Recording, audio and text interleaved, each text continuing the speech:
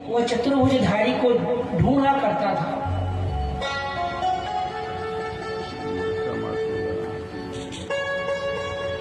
जो आता उसी को टुकुर टुकुर देखता कि ये सब तो 2 हाथ वाले, वो 4 हाथ वाला कौन है जो गर्भ में मुझे दिखा। तो सबको अपनी इच्छा से परीक्षा लेता था, इसलिए उसका नाम पड़ा परीक्षित। उनका एक नाम और रखा गया, क्या? गुरुदेव के द्वारा विष्णु रात,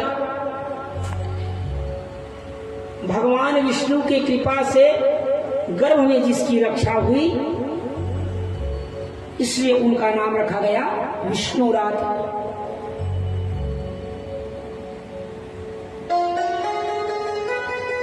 यह बालक आगे चल करके परीक्षित के नाम से विख्यात हुआ।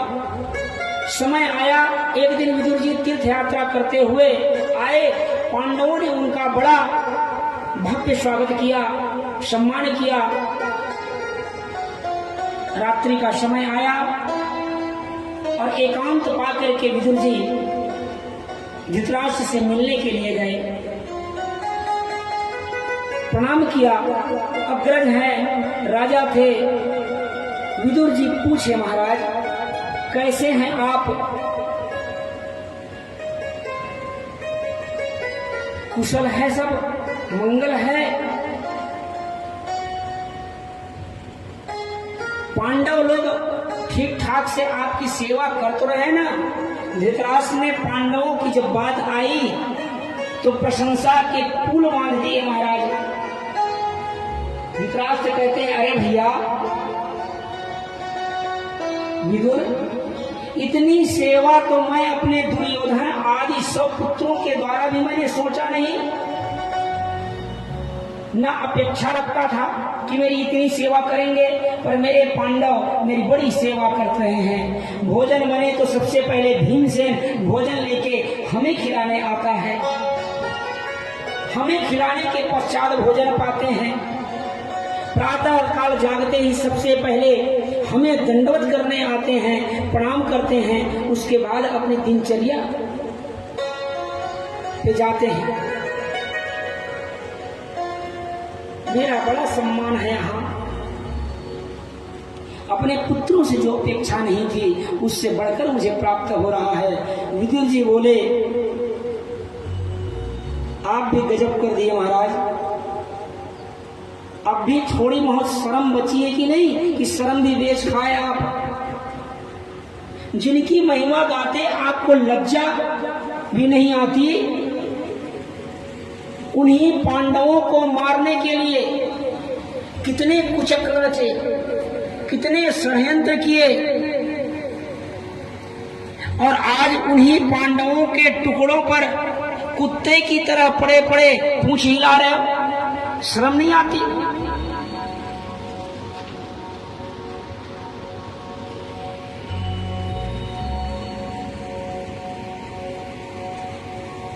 विदुर जी महाराज कह रहे हैं, धिक्कार है ऐसी जीवन की।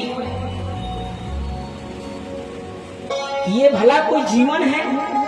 धृतराष्ट्र बोले, विदुर कहां जाएं, क्या करें?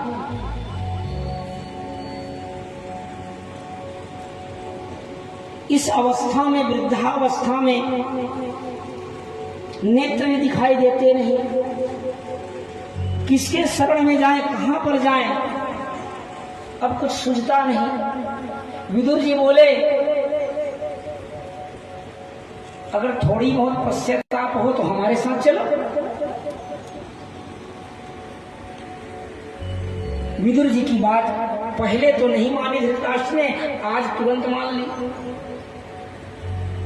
और विदुर जी के साथ रातों रात धृतराष्ट्र और गांधारी तीर्थाटन को चले गए। नियमानुसार प्रातः काल जब हुआ, पांडवों ने जागते ही अपने ताऊ जी को दंडवत करने के लिए भवन में प्रवेश किया। देखे ताऊ जी और ताई जी का कहीं अता पता नहीं। संजय से पूछा तो संजय ने भी मना कर दिया कि हम तो देखे नहीं। बहुत ढूंढे, ढूंढने पर भी जब आसपास नहीं मिले तो युधिष्ठिर जी महाराज दुखी हो गए। सोचने लगे कि न जाने हम लोगों से क्या अपराध बन गया, कौन सी बात हमारे ताऊ जी को बुरा लगा जो हमें बिना बताए चुपचाप हमें छोड़कर यहां से चले गए। पहले ही हमारे पूर्वजों का, वृद्धों का जो सानिध्य था वह चला गया और जो दो बच्चे हैं वो भी चले गए। इसी समय तुमुरु नाम के गंधर्व के साथ नारद जी प्रकट हुए और धर्मराज युधिष्ठिर को समझाया कि राजन आप दुखी ना हों, अब तुम्हारे ताऊ जी को विदुर जी जैसे महापुरुष का सानिध्य मिल गया है, अब उनका निश्चित ही कल्याण हो जाएगा, उनकी ओर से आप निश्चित हो जाएंगे। नारद जी की बात सुनकर के पांडवों को शांति प्राप्त हुई। समय बीतता गया, धीरे धीरे अपशकुन बढ़ने लगे। भगवान द्वारिका गए तो जाते जाते अर्जुन को भी साथ लेकर चले गए थे। आज पूरे 7 महीने बीत गए पर अर्जुन नहीं आया। धर्मराज को शंकाएं होने लगी। भीमसेन से बोले, भैया भीम, आज पूरे 7 महीने हो गए, न कोई चिट्ठी है, न पत्री है, न कोई खबर आ रहा है, न जाने क्या बात है, न अर्जुन आया न उसका संदेश। बड़े बड़े भयंकर अपशकुन हो रहे हैं। यह बहुत भारी अनिष्ट का संकेत दे रहे हैं। मंदिरों में दर्शन करने जाता हूं तो देव प्रतिमाएं रोती हुई नजर आती है। पुच्छर तारा का उदय होने लगा। स्वप्न में मैंने गाय को बछिया का दूध पीते देखा। यह बड़ा भारी अनिष्ट का संकेत है। गता सप्ताधुना मासा भीमसेन तवानुज नायाति कस्य वाहेतुर्नाहं वेदेदमंजसा।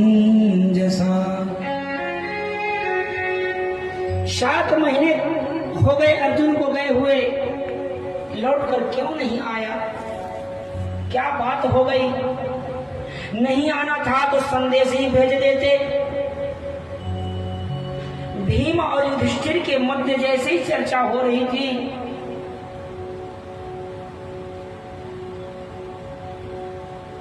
अर्जुन सामने से आ गए।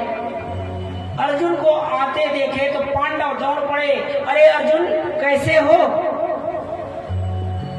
सबको महान आश्चर्य होने लगा, क्योंकि अर्जुन आया तो जरूर, लेकिन अर्जुन का मुख लटका हुआ था, चेहरा उदास था,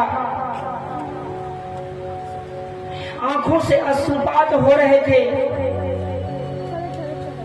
लगता है कि कोई बहुत बड़ा अनिष्ट हो गया। पांडवों की हृदय की धड़कन बढ़ गई। अर्जुन को पकड़े और पकड़ करके बोलते हैं, कुछ तो बोलो अर्जुन, हुआ क्या? कहीं तुमसे कोई बड़ा अपराध तो नहीं हो गया? गौवध तो नहीं हो गया? विप्रवध तो नहीं हो गया? वृद्ध और बालक की उपस्थिति में उन्हें खिलाए बगैर तुमने भोजन तो नहीं किया?